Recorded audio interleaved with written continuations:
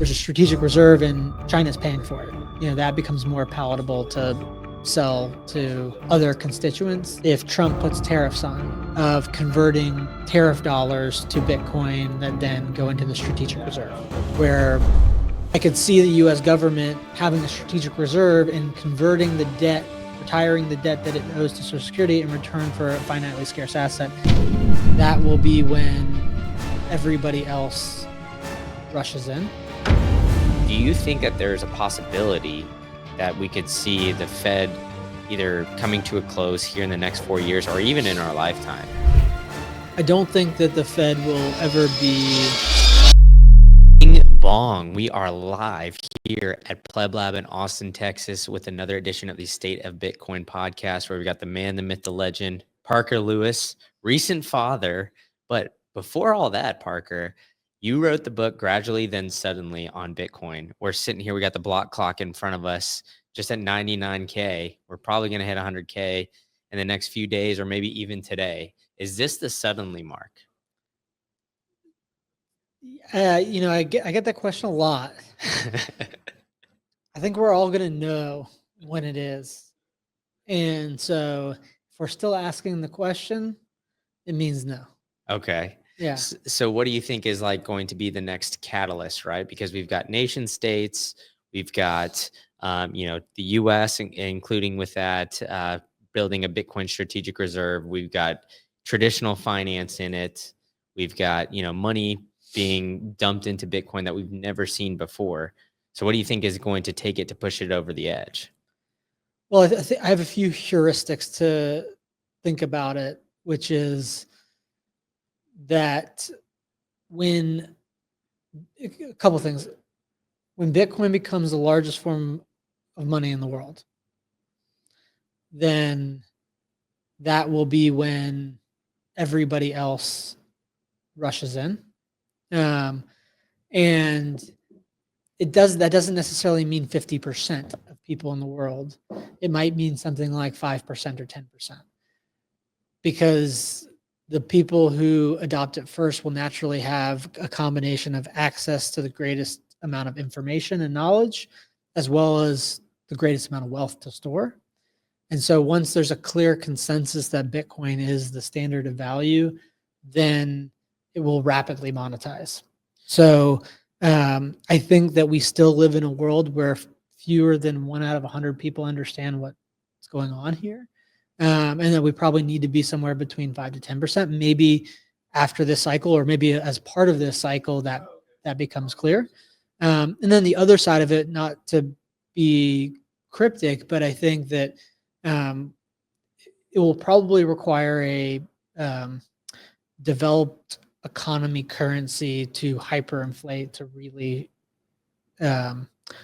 induce the rapid monetization of Bitcoin. And those two things will likely be related to each other, not caused by Bitcoin, but related to that. Then, there's a lot of talk about the US debt, how it's just running out of control. A lot of people, famously say we're in a debt spiral. Do you see us like kind of going down that path? And how do you see the potential of a strategic reserve, I guess, affecting that? Would it be, a way to get out of it? Or is it the US basically admitting that the dollar is basically, toast at this point?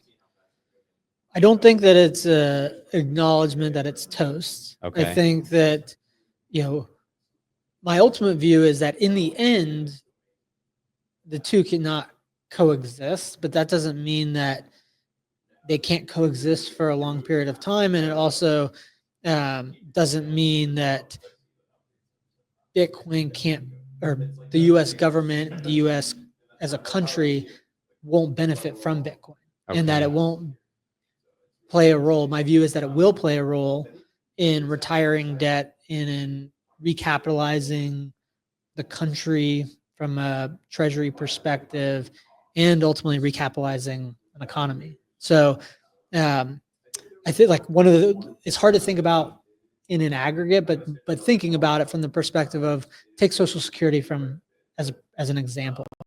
Social Security fund, I might be off slightly, but they own something like 2.6 trillion or 2.9 trillion in US government treasuries. Mhm. So what is backing Social Security fund right now is a dollar denominated asset that's purchasing less and less, and there's a gap there. I could see the U.S. government having a strategic reserve and converting the debt, retiring the debt that it owes to Social Security in return for a finitely scarce asset. And that would be both good for the U.S. government as well as good for retirees that have obligations owed by the Social Security fund. So that's an example of how it's not either or. And I think another important part to recognize is that the U.S. government and the interests of the United States are necessarily separate from the U.S. dollar. The U.S. Yeah. dollar is a currency that is issued functionally by the Federal Reserve that manages that. So I don't necessarily think that the interests of the Federal Reserve and the interests of the U.S. government are one and the same. I think they're different. Okay. All right. Well, yeah, you brought up Social Security. A lot of people think that's almost, one of the biggest, if not the biggest Ponzi scheme that there is. But It is a Ponzi scheme. yeah, exactly. Right. I mean, I'm 30 years old. I don't really anticipate Social Security to be around when I'm, at the retiree age. But on top of that note, you mentioned potentially converting that to Bitcoin. Now, a lot of things in the US, like policymakers, the Trump presidency that's coming in, seems to be moving fast and quickly towards Bitcoin, where Trump made an appearance at the Bitcoin conference in May, or was it July? I think it was in July. It was July. Yeah, The next one's May. Yeah, exactly. So in July, and then now all of a sudden he's talking about potentially, getting rid of capital gains and everything like that. So with as quickly as things are moving, do you think that's a real possibility in this next 4 years where we start to move into, Social Security funds potentially holding Bitcoin? Are you looking for the best way to store your seed phrase? Well, I've got it for you. It's Stamp Seed. They've got the #1 punch place where you can order a full-on package where they've got every single thing. They've got all the letters. You could just get it in there. And they've got this sick hammer, which they've engineered to make it so easy for you to punch in that titanium steel plate and store your seed phrase in the most secure way possible. So go ahead and get your Bitcoin off of these exchanges and use promo code Green Candle for 15% off. They're helping power the show. They've got the Bitcoin logo. You can punch it into your seed phrase as well. If you could see it here, they've got a lot of cool stuff. And now I'm helping empower you to get your Bitcoin off an exchange utilizing Stamp Seed and storing your seed phrase in the most secure way possible. Now get to it. All right, back to the I think while it's moving in that direction, there will be a lot of opposition to it. I think that as a middle ground where they might get to, or where might be realistic to expect them to get to on the strategic reserve, would be to formalize or codify that what the U.S. government currently holds will be shifted to a strategic reserve and won't be sold. And that I believe Senator Lummis's bill calls for basically there's a protection to not incentivize the U.S. government to seize Bitcoin and then turn it into its own. There's some question as to whether all of the Bitcoin that the U.S. government holds it's actually entitled to, and that there aren't claims to it. Some example of the Bitfinex hack. Mm-hmm. We don't want to create an incentive for the U.S. government to unlawfully seize what is private entities' property. But I could still see, regardless, that my understanding is from reading it, I don't believe it's changed, is that Senator Lummis's bill basically says that the lawful seizure those funds, and that if there are funds that are subject to other parties' claims, that they wouldn't be part of that. And I think that is realistic. I find it harder to imagine that in the next 4 years, the U.S. government green lights, that there's sufficient consensus to green light actually purchasing more. I think that the Overton window will have shifted if they just convert what's currently held as a permanent long-term treasury strategic reserve. And then I could see, President Trump or President-elect Trump came out and talked about how Bitcoin's money and that it shouldn't be, when people spend it, it shouldn't be taxed. I could also see that getting done.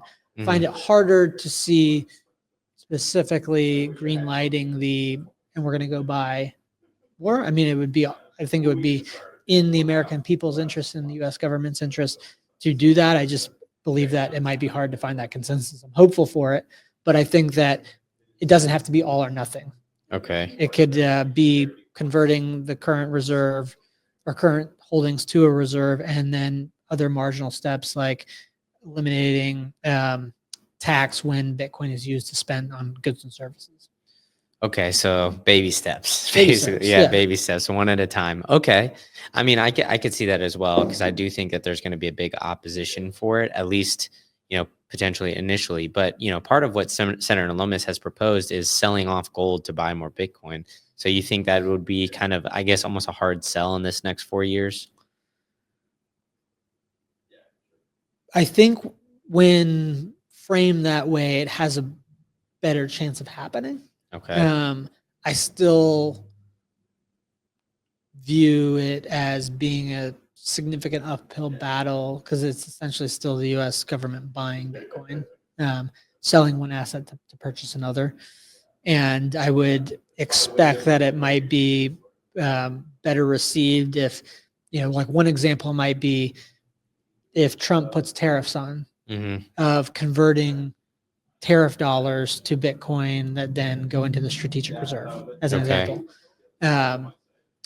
where all the parties could reasonably get comfortable that, there's a strategic reserve and China's paying for it. That becomes more palatable to sell to other constituents within the U.S. Congress that would need to get on board to approve it. Okay. So it's not to say that it's zero chance. I just think it's an uphill battle. And I think that rather than divest one asset and buy another, that it might be more likely that funds that are raised from outside interests via tariffs might be a funding mechanism to incrementally add or to collect taxes in Bitcoin and then hold whatever is collected there.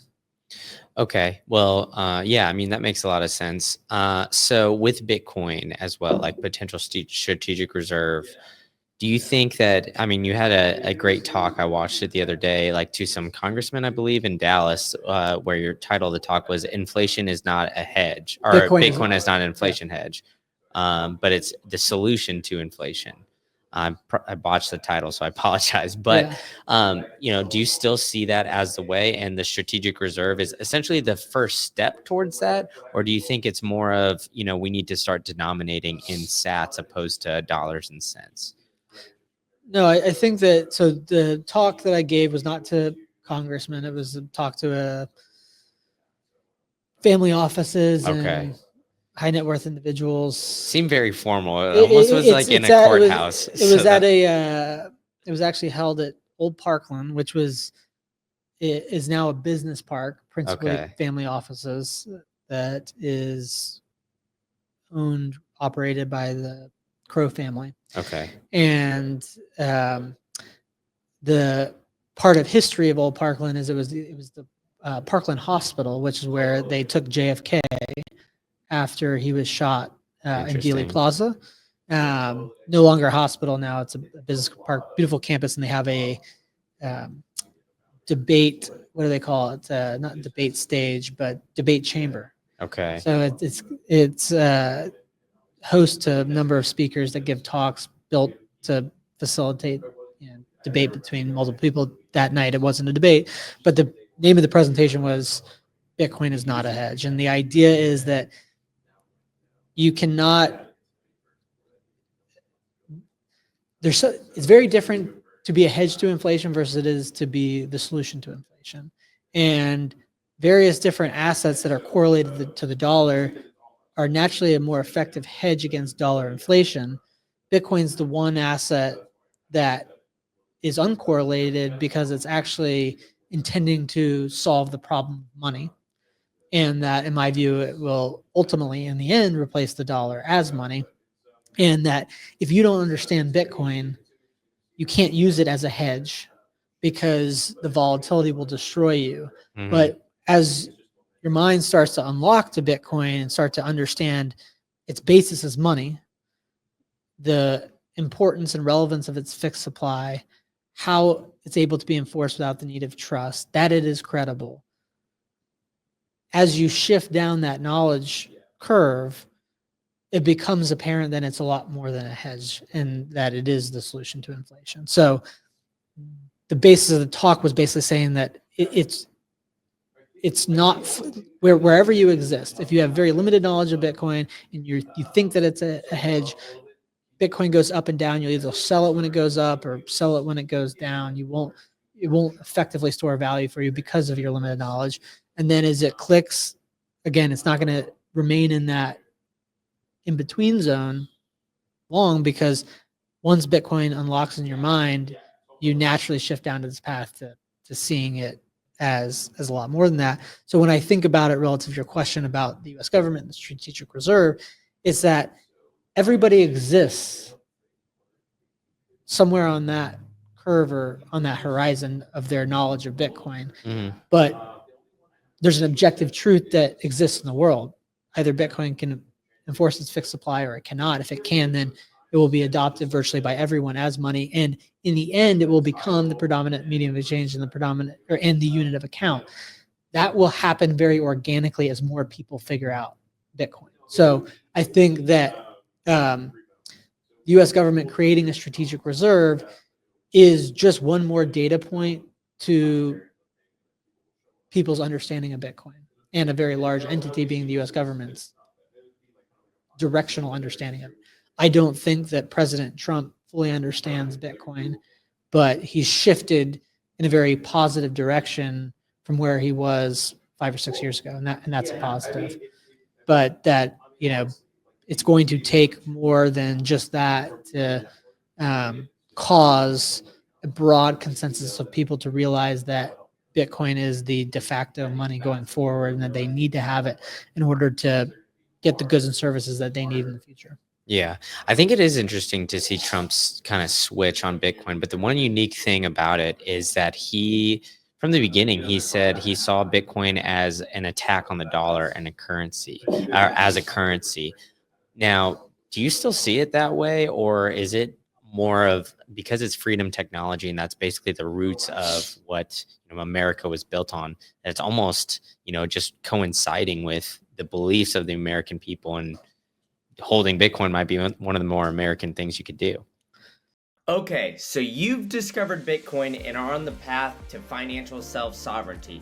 But simply holding Bitcoin is not enough. You need to make sure that it's scored properly and you are in 100% control over all your assets. So sharing your keys with third parties and taking on that counterparty risk is not the answer. The answer is pure and simple. It's uncompromising self-custody, and there's no better way to do it than the Bitcoin way. They've got over 25 years of cybersecurity experience, and their team of experts can help you properly self-custody your Bitcoin, secure your digital life, configure your privacy phones, and even establish a Plan B residency if you're looking to do so. So I'm gonna help you guys out here and give you a free consultation if you take the first step and visit thebitcoinway.com/green candle, and you can check out the boys at the Bitcoin Way and see how they can help you become self-sovereign. And so I do think that is something that people oftentimes miss. They believe that the dollar, which is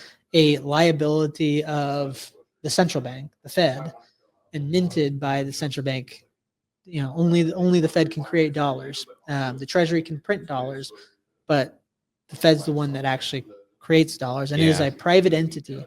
Might have a quasi-public relationship, but it is a privately chartered bank, and it is the issue of currency, and it is owned by banks like JP Morgan and Bank of America and a number of other banks. So, but it is a liability of a central bank, and the dollar is an inanimate object, and the US government owes debt denominated in dollars, but the US government is not the dollar. And so I think it's really important to distinguish those two things, because Bitcoin, in my view, is in the interest of the US government while it is competing with the dollar, and that's perfectly fine.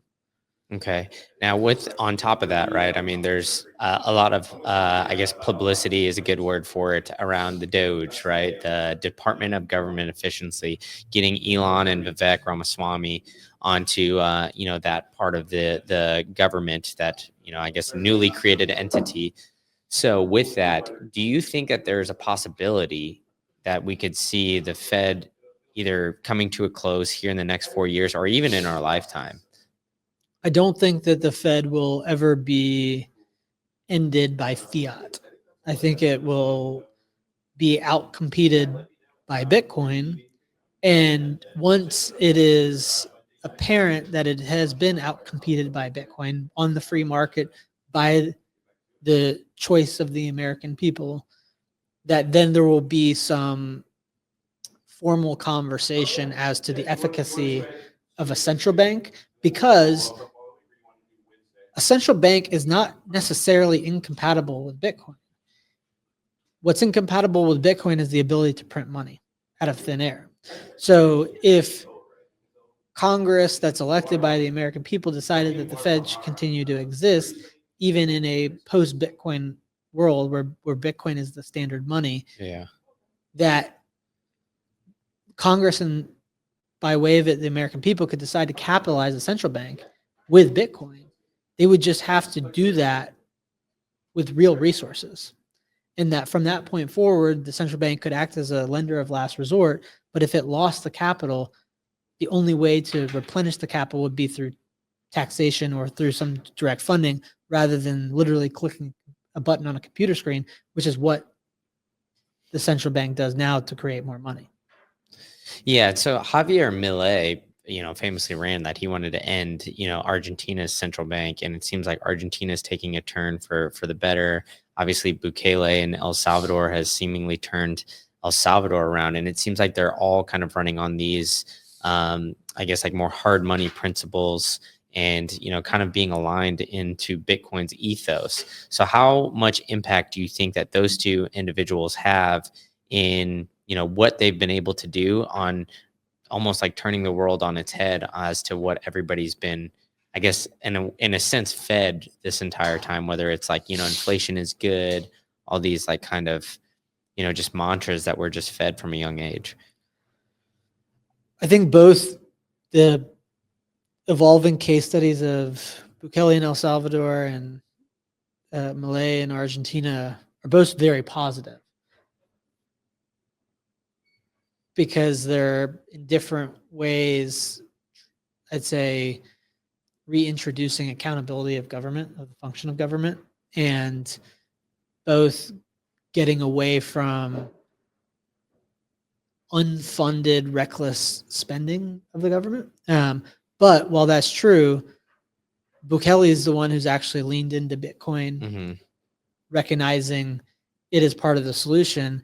And while my understanding is that Argentina might have passed a law that, I'm not sure that it was actually signed into law, but it was discussed of saying that contracts could be denominated in Bitcoin. I'm not somebody that says that you have to make Bitcoin legal tender, but when Milei in Argentina basically said, we're going to close our central bank, it was with the mind of increasingly dollarizing, Mm-hmm. which, if you actually understand the problem, is a little bit of a head scratcher, because you're effectively just replacing one central bank from another and externalizing your central bank, or basically importing your central bank rather than controlling it, which is curious to me. I think that is a short-sighted solution to a much larger problem. And so in my view, again, it's not looking for someone like Milei to say, oh, Bitcoin is legal tender, but just saying that, well, Bitcoin is the ultimate solution to this, not the US dollar. Because why would we just trade one central bank from the other? Why would we trade one entity that has the ability to print money and export it to us with another entity that has the ability to print money and export it to us? So I think that there's some gap there. Now, obviously, Milei has put forward some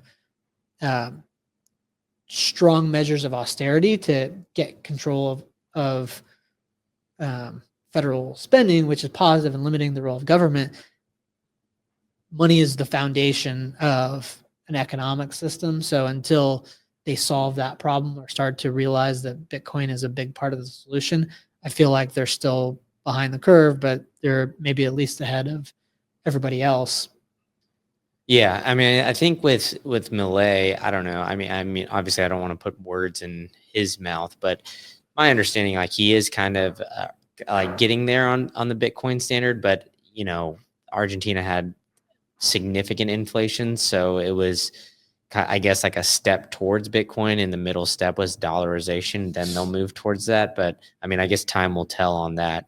The other thing I wanted to dive into you with is, outside of just like different nation states adopting it, Dennis Porter is tweeting out a lot that it's a state's race to put it on the state's balance sheet, or use Bitcoin as a strategic reserve for states' balance sheets. How much weight do you take in, I guess, that where maybe individual states will start to do it before the U.S. government utilizing Bitcoin as a strategic reserve? Yeah, I do think that. Well, again,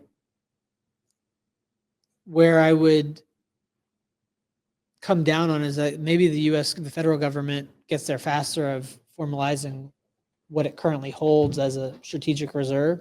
But I do think that state governments are smaller, nimbler, More probably agile, more maybe. agile, and should be able to move faster. And they're not issuers of their own currency, even though technically the U.S. government does not issue the currency. The Fed does. Yeah. That I don't know if the proper term of the role is CFO, but the treasurer,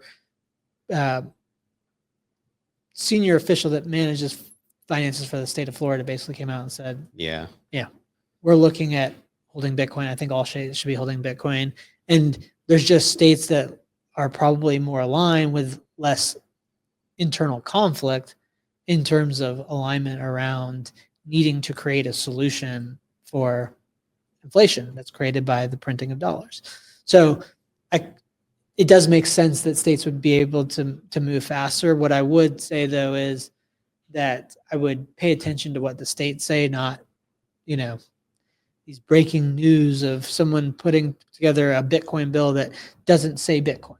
Yeah. That doesn't say that we're going to take a forward action to protect ourselves specifically in Bitcoin. Oftentimes these bills say digital assets, this and this, and then someone puts it on Twitter and say that this is a Bitcoin bill. Yeah. So until a state, like the state treasurer or whoever that was from Florida, CFO, treasurer, I don't even know if there's a CFO, but he specifically said Bitcoin. That signals somebody actually understands it. So long as the state legislature is talking about digital assets or cryptocurrencies, that is your clear sign that they do not understand Bitcoin. So I would not put weight, but like somebody can't not make a credible argument for Bitcoin of why a state should hold it if they're still saying digital assets. So discount anybody's intent if you hear that. Yeah, it's almost like a marketing ploy for. It's just like they're not going to be a credible salesperson to the rest of the people that they need to convince to form a consensus to take an action, right? It's like, we know for certain if you're still saying digital assets or crypto, you do not get Bitcoin. So if you don't get Bitcoin and then you're sitting down trying to talk to other colleagues in a state house, like state senators or congressmen or a governor, like try to make a sale for Bitcoin if you don't understand it. Can't. Yeah, no, that's plain and simple there, and I agree with you on that as well. So I mean, I just think it's going to be interesting, especially with the way that the price is ripping here, that we're going to see more and more attention around Bitcoin, and legislators are going to try to come around. Obviously, with Trump coming to the Bitcoin conference, as we alluded to earlier, there's just a lot more, I guess, like eyeballs on the Bitcoin ecosystem now than I think there was 4 years ago, even 2 years ago, when a lot of these Senate elections were going around. So, how big of a role do you think that the price action that we've seen just now, I guess, plays a role in it? And do you think we're even close to done with this run up here? So, what I'd say is, like, any price is information. So the price of Bitcoin going up, even if people are not interpreting it consciously this way, is a signal to buy Bitcoin. So in that way, FOMO, even if you don't understand why, is rational because there's a truth in the signal of the information that is being sent to people when the price of Bitcoin is nearly 100,000. A couple things click for people, which is Bitcoin didn't die. So it's still around. I thought it was going away. It never goes away. It just keeps getting higher.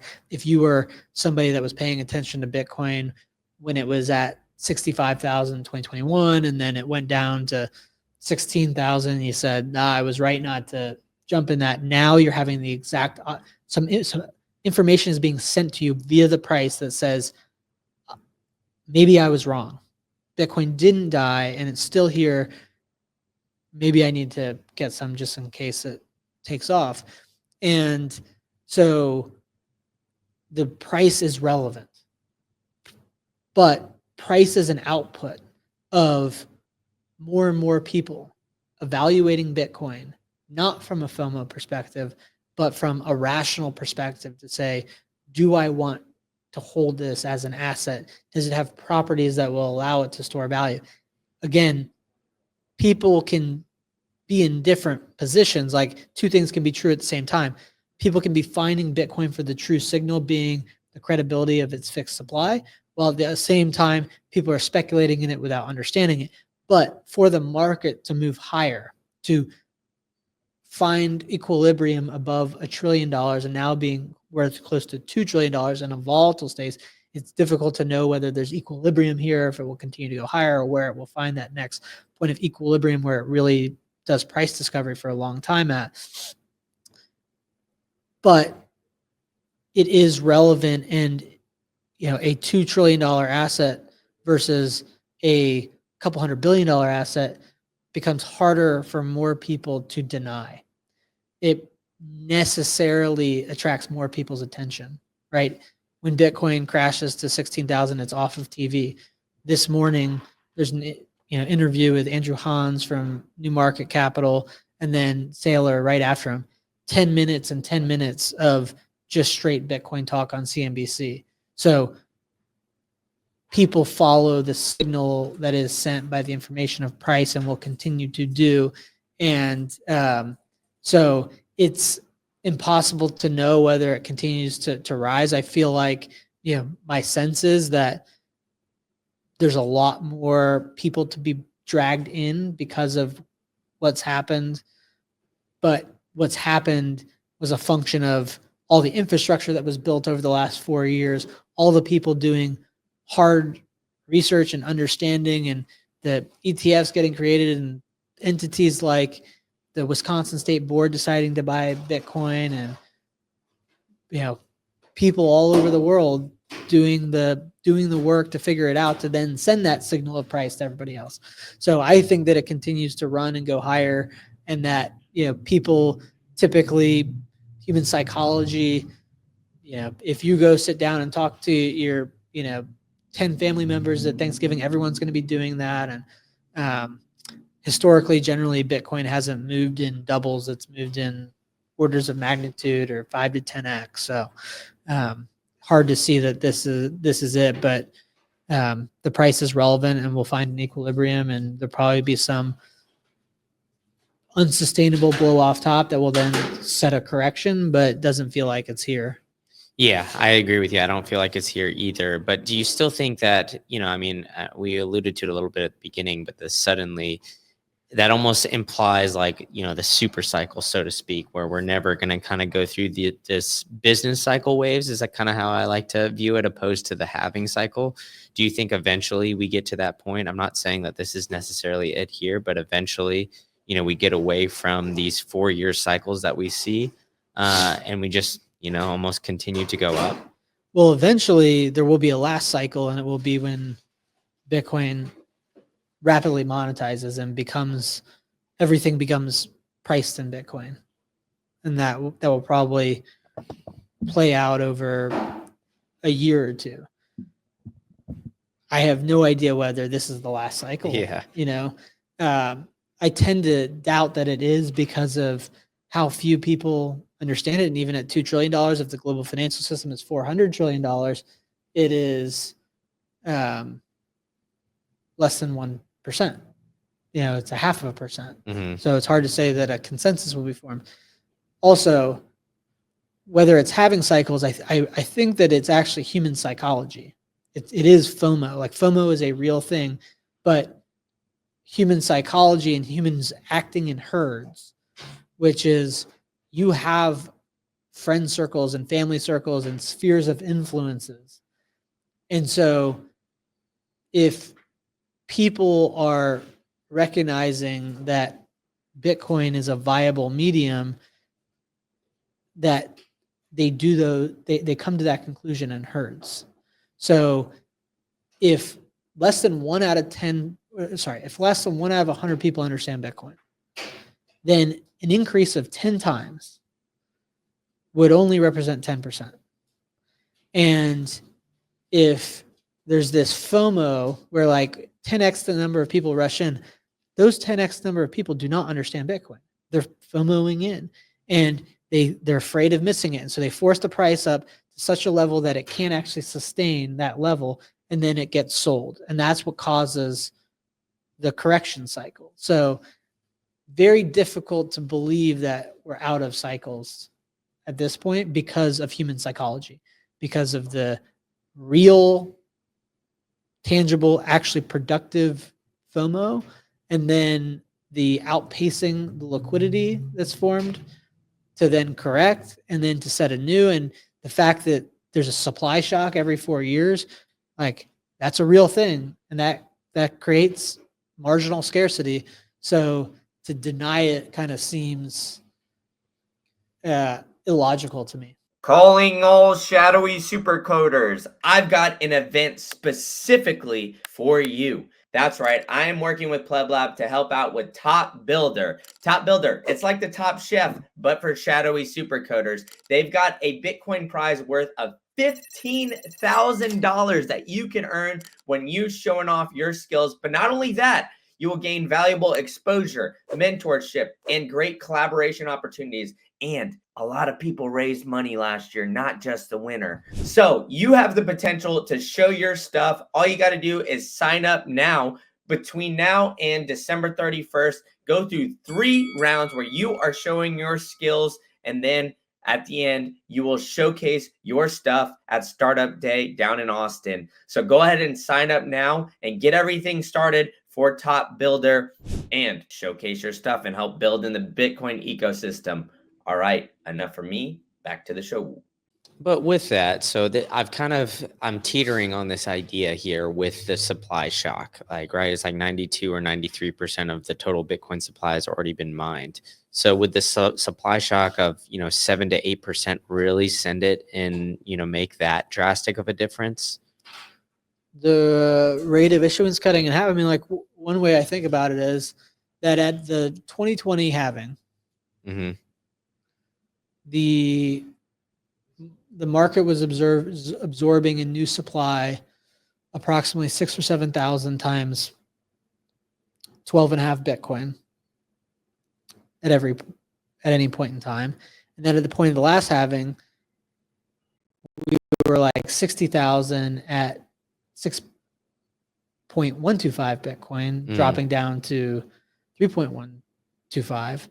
So the liquidity that the market was absorbing 4 years later was greater than the liquidity that it was absorbing at the halving prior to it. Yeah. So at any point in time, generally because Bitcoin is growing, the market is absorbing more liquidity that's coming online because the real purchasing power of Bitcoin is going up faster than the rate of issuance being cut in half.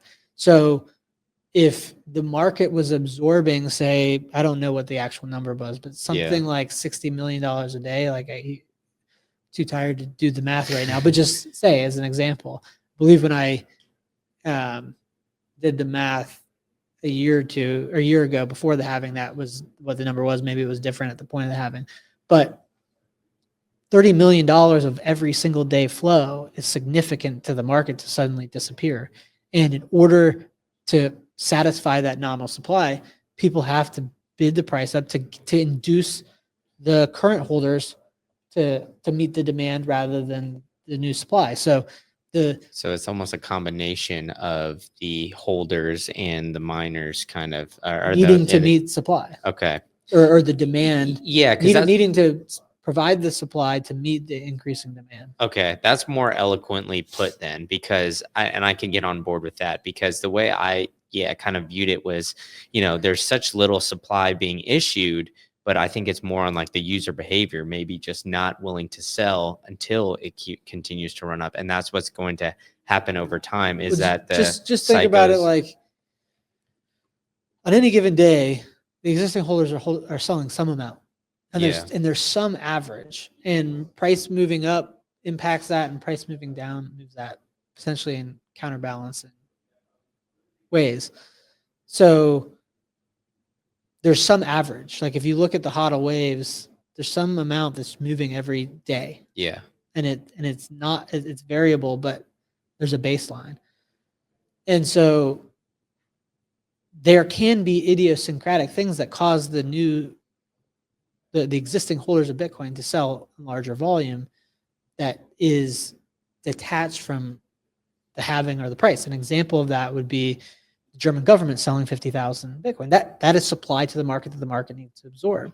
That is in certain ways a one-off. Mm-hmm. Not every day does the government show up with 50,000 Bitcoin to sell. But if you do the math on it, right now, if approximately 450 Bitcoin are mined each day, and not all of that's being sold, but let's just use it as an example, that's the right number, right? 450 Bitcoin a day. Yeah. So, yeah, 'cause it was 900 previously. 50,000 is like 60 days worth of new supply. Like that is an example of more supply coming on from existing holders. So that would say it's not an argument against the impact of the halving. It's just saying that the supply has to come from somewhere. And if the rate of issuance, which is a natural sell pressure, given the function of mining needing to consume energy and pay for energy, then the supply, if the issuance gets cut in half, it has to come from holders of the currency in order, because nothing about that event changes the demand, current demand and trajectory of demand. In order to be satisfied, typically over time, as we've seen, you got to bid the price up to get Bitcoiners to part with some small percentage of their holdings. Okay, understood. All right, so then then we get towards a potentially hyper Bitcoinized world where everything is transacting in Bitcoin, right? I think that's, as Bitcoiners, that's kind of like the end all be all. But how do you see us getting to that world? Because I see essentially like two scenarios where one, the US dollar or whatever is a global reserve currency at the end, at the time, gets hyperinflated away. And then maybe we have a decade plus of just pain where we have to rebuild it back. And then Bitcoin's kind of the savior that comes in. But even at the beginning, unless you have, a great community, it's going to be kind of tough to find, your local eggs, all these kind of things. It's going to be a little bit of chaos. The other scenario is, maybe it's delayed 50, 60 years down the road where we get to a hyper Bitcoinized world. And, we kind of have these micro communities that are popping up, utilizing Bitcoin in circular economies. And then that allows the builders to help for scaling and all this other kind of stuff. But eventually we get there because the amount of communities that are popping up that are utilizing Bitcoin is just too much to deny. So then eventually we get to that point. How do you see it playing out? Is it either one of those scenarios, or do you think there's another way that I just haven't thought of yet? I think it's the first scenario, that the world is figuring out Bitcoin, and that while it's still a small percentage of the global financial system, at call it 0.5%, that large, powerful interests and small guerrilla effects are both taking hold at the same time. We're 15 or 16 years into Bitcoin. Bitcoin is working. It's enforcing its fixed supply. That only gets more secure as the Bitcoin network grows, as more people adopt it, as the mining infrastructure becomes more robust. And so it's difficult to see how, say, demand for Bitcoin doesn't increase by 10 times over the next 4 or 5 years and 100 times over the next decade. Well, if Bitcoin increased by, if it's approximately 2 trillion today in total purchasing power in dollar terms, and that has a certain purchasing power based on dollars, the dollar economy today, if Bitcoin was to increase 100 times in dollar terms, it would dwarf, the global Bitcoin economy would dwarf the dollar economy in terms of the money supply. So in that world, when Bitcoin becomes the biggest, everything becomes relatively volatile, and Bitcoin becomes the thing that's stable. Along that time horizon is where I view Bitcoin rapidly monetizing when it becomes obvious to people, and that when fiat currencies are not hyperinflating because Bitcoin exists. Fiat currencies are hyperinflating because they're failing to coordinate economic activity because they've been printed for so long that those economies that they've supported, whether it's the US, Europe, China, Japan, wherever you might be, Russia, those economies have fractured and become very fragile because of the printing of money and because of having bad money for so long. They're failing on their own accord. And Bitcoin was introduced as a solution, recognizing this is a problem. And now that it's actually gaining steam and it's working so well, the two things are related. They're the other side of the same coin. If you have a credit system in the US that's 100 trillion, if you have a global debt system that's 300 trillion-ish, and those assets functionally become worthless because the currency that they're denominating and deteriorates in value so quickly, someone's holding those assets. Some pension funds holding the assets. Some mom and pop are holding those assets, that there's no way to go to this world of excess and this highly fragile economic system built on fiat to a sound monetary standard without taking some pain. Mm-hmm. It's unrealistic to think that. That doesn't mean that, or what I would say is that because Bitcoin exists, the pain that will be felt will be far less than if it didn't exist. Thinking about an example of an economy like Lebanon's or Argentina's or Venezuela, when a currency hyperinflates, everyone just flocks into the other currency, and the relative comfort of economic stability might deteriorate, but humans are resilient, incredibly resilient. They find a way to survive. And when you have this form of money that's finite for everyone to adopt, then the pain is going to be less than the scenario where it didn't exist. So it's like, yes, like we can't shift off this highly debt-driven, imbalanced world of fiat currencies onto a sound money standard without some pain, but we're going to be okay at the same time because the good money exists. And so whether it's pain for a decade or whether it's pain for a few years, that Bitcoin's going to get distributed. The way that most people are probably going to lose their Bitcoin is in this time. Like they're going to have to spend their Bitcoin to get things like eggs. And that'll be a good thing. That'll be how Bitcoin gets distributed in a very balanced way. And a little bit of pain isn't a bad thing if it means solving the problem permanently, so that then the trajectory can be marginally better and better. Yeah, onwards and upwards, right? But you mentioned, getting Bitcoin for eggs and all that as part of the scenario I use. But you're working at Zaprite now, which is helping with invoicing, transacting peer to peer with Bitcoin, also incorporating fiat rails. But how have you guys seen the development of everything at Zaprite, more users coming on, and obviously the big publicity you guys got helping President Trump buy some burgers at PubKey? Like, how big do you think that this is going to, I guess, like pop off the top here in this next, I guess, this cycle where more and more people could potentially start, I guess, transacting in Bitcoin? Are you looking for a way to earn some free sats? Who isn't? Well, I've got the perfect way for you. It's an app called Yopaki. Besides having the absolute coolest name in the game, they've got an interactive card game called Loteria. Oh, look at that accent. I'm just hitting it, huh? That can teach you the history of Bitcoin and financial literacy. They've got amazing services and one of the slickest mobile wallets. Download it now using this link, and you can get 500 sats on the house on Green Candle, and then you can play Loteria every single day in order to potentially get some sats. All you got to do is match the cards, and it's an extremely fun and interactive way to learn more about Bitcoin. All right, enough for me. Let's get back to the show. Generally, I think that it is, well, it is an order of operation. Someone first has to understand Bitcoin for them to credibly want to accept Bitcoin as payment. There are people that don't have to understand Bitcoin that can think they want to accept Bitcoin as payment, but ultimately I view that to be unsustainable because they won't understand the why behind what they're doing. They've been told something and it sounds good, so they do it, but they can't actually think from first principles themselves.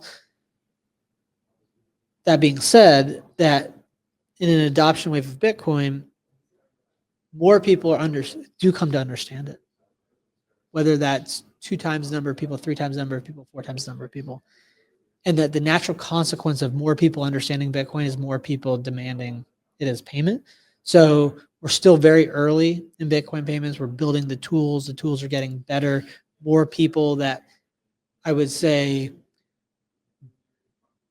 operate a business for which Bitcoin is not core. Like they're not running Bitcoin meetups, or they're not hosting a Bitcoin conference, or they're not running a business for Bitcoin exchange or custody or Bitcoin payments, whatever it might, or Bitcoin education, whatever it might be, or a podcast. There are more businesses that are not one of those, that are just a doctor, a dentist, a lawyer, a small grocer, a rancher. More people like that are starting to understand Bitcoin, that are demanding Bitcoin as payment. And so that's a very good sign. You need business owners that understand Bitcoin to demand it. I view that as and that's what we're seeing consistently, that it's the business owner understanding Bitcoin that wants it for their business to say, pay me in Bitcoin, rather than the consumer driven side.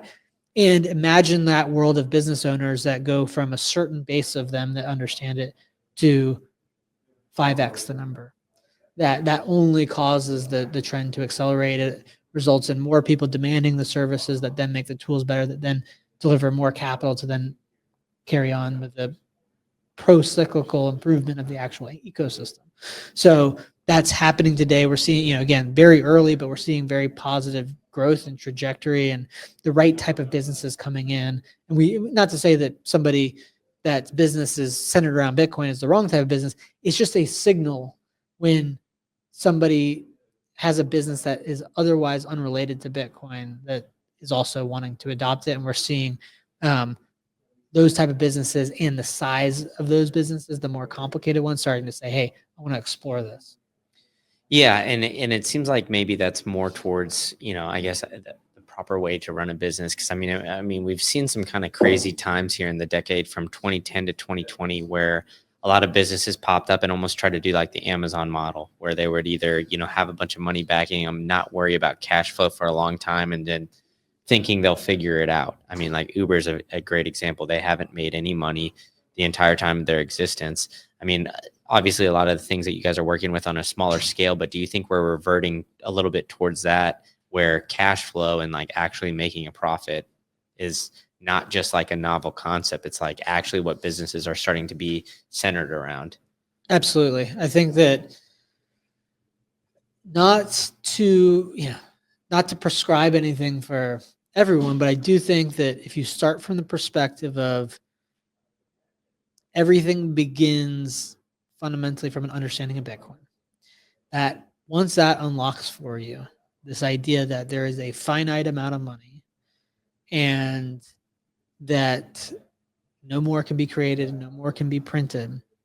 That once you understand that as an individual, you start to be minded towards increasing your surplus, consuming less than you produce, producing for others more than you consume from them on a personal level. And then naturally, the people that understand Bitcoin are going to be the ones building infrastructure for Bitcoin. That extends to the businesses that are building infrastructure for Bitcoin because they're operated by people that understand Bitcoin. And again, it's not to say every business or to every individual, but on average, it is shifting that way where everyone is far more conscious of the cost of capital, the benchmark being Bitcoin, the idea that if I'm going to be in this business and spending my time doing this, say building Zaprite, I need to be able to earn more Bitcoin than doing something else. And that starts with that business needs to generate capital on its own, not relying on outside parties. And so increasingly, yes, it is minded earlier in the cycle of business, say, okay, how do we get this business to be cash flow positive such that we can stack Bitcoin? And a lot of that might be rather than raising a bunch of outside capital to essentially mortgage your future, it is focusing on where are the revenue opportunities today? Can I grow organically? Can I minimize my expense base to be okay not having to, quote, chase growth or manufacture growth, but focusing on that sustainability of the market and growing with the market? And basically saying, I'm okay with the market for Bitcoin payments being small today because it's growing faster than any other market. And how can I get to that point of profitability fastest, sharpening the perspective of what you build and how you monetize. Okay, great. Well, let's get into some more, I guess, like personal questions here so people can get to know the real Parker Lewis. So you went to Duke. What years did you go to Duke again? I graduated in 2006. Okay, so sorry to date you a little bit, but I believe those are the JJ Redick years. Is that correct? That is correct. Okay, so do you think JJ Redick, for those who don't know, long illustrious career in the NBA, now current head coach of the Los Angeles Lakers, do you think he made more at Duke or his time in the NBA? Oh, I'm joking. I'm giving you a hard time here, but well, made more. This was pre-NIL, right? Yeah, So. pre-NIL, and Duke ran a clean program. Maybe there was some money on the table, but certainly not more than football programs. Yeah. So I'd say but it was the JJ Redick years. We didn't win a national title while I was there, but yeah, was it like the year before like 2001 maybe that they won a national championship? Yeah, so it would have been maybe a year before. It was 2000, 2001. I have gotten to go see Duke win in person 2 national championships, both in Indianapolis, 2010 against Butler, and then 2015 against Wisconsin. Ooh, the Butler one, right? That was the Gordon Hayward like half-court shot. Almost went in. Yeah, that was sure your heart was racing. Banked off the glass, off the rim, off the glass, and then out. Yeah, that was crazy. So crazy. Then I guess overall, how bad do you miss Coach K? I don't really miss Coach K. I have great appreciation for him. It's great to watch Duke basketball. He's the GOAT as it relates to college basketball. But I like the fact that he, left before it was, clear that he's kind of, I won't say left in his prime, but like last year he was there, they lost in the Final Four, unfortunately, to UNC. But how bad did that hurt? Yeah, it was good. Like he made a run to the Final Four. So the fact that he kind of, it's like John Elway when John Elway won back-to-back Super Bowls and then left. Like hard to replicate that, but I think it was a good thing that Coach K was still getting to the Final Four when he was leaving the program in good shape. I gotcha. So because Michael Jordan is a Tar Heel, is he not the GOAT, or do you think he is? Oh no, Jordan's definitely the GOAT. All right, cool. At least we can settle on that one. All right, but you are an Austin guy too, right? Yeah. So all right, so for those visiting in Austin, where do you tell them to go right away? Whether it's food or places, what's the top thing that they have to see? You're in Austin for 10 hours, say.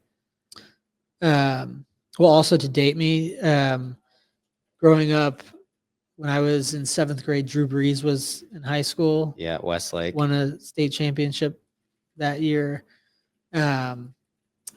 So just kind of like when it comes to the sports lore, big fan of Drew Brees. But let's see, what do I tell people to do in Austin? The weird thing is like whenever I get that question, I think about what are the things that tourists do. Yeah. But I'll just talk about my favorite things about Austin. I love to get out in the hill country. So kind of the Llano, Fredericksburg, so you like to go Mason out there, huh? area, Enchanted Rock. Within Austin, going to Barton Springs. One of my favorite things about Austin is going to Barton Springs, walking around the lake, the trail.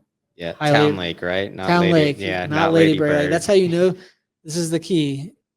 That's the way that you know that people are not from here is if they call it Lady Bird Lake. Yep, exactly. If they're from here, they call it Town Lake.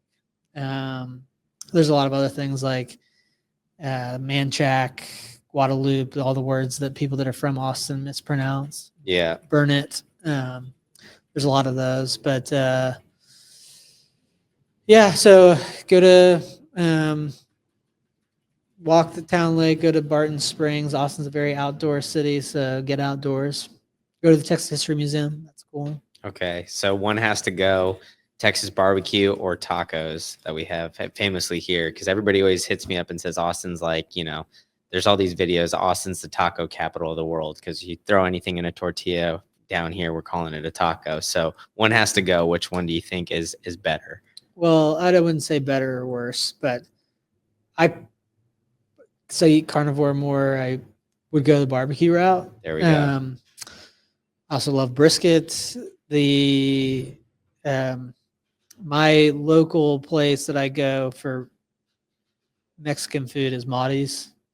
Shout out I don't know Maudie's. if it's the quote unquote best, but I like Maudie's. Yeah, Maudie's is always a good, safe choice. Yeah, Maudie's or Matt's. Okay, Matt's. I haven't heard of that one just yet, so I'll have to try. Matt's is definitely the probably most famous. Matt's famous El Rancho. Okay, and then so you grew up here. What is like the most drastic change that you've noticed to the city of Austin throughout your time here? Just the skyline. Skyline. Yeah. Just more and more things popping up. Yeah, the skyline. It's definitely more of an urban city. Downtown used to be super sleepy. No one lived down here. Yeah. Well, it was the capital. It was kind of a quiet college town. There we go. Now it's more of an urban center, but I don't feel like that's really changed the culture of Austin. Okay, so then how big is the Bitcoin, center here? Are you going to go out on a limb and say Austin's the Bitcoin capital of the world? What I would say is that Texas is the center of hash, and Austin's the center of Texas, and with all the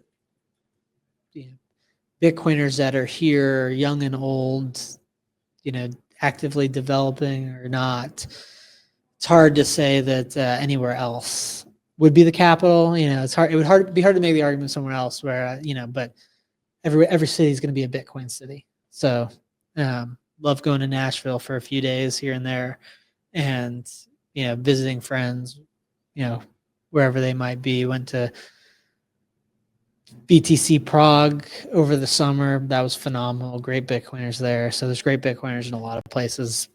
I'll always call Austin home, and not leaving the Texas Hill Country, but it's not for everybody. Yeah, I gotcha. All right. Well, you're also a recent father. You told me 3 weeks now, right? Is that correct? So what is the number one thing you're looking forward to in fatherhood? I don't know. Just raising a good son, There we high go. character. There you go. Raise a good Bitcoiner. Yeah. Breeding more Bitcoiners. All right. Well, Parker, you've been very generous with your time, so I appreciate you coming in. Why don't you tell everybody where they can find out more about you and Zaprite?